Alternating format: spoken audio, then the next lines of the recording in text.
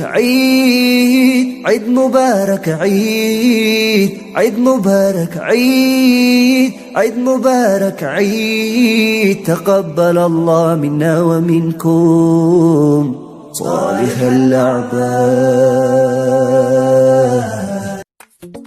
السلام عليكم ورحمة الله وبركاته.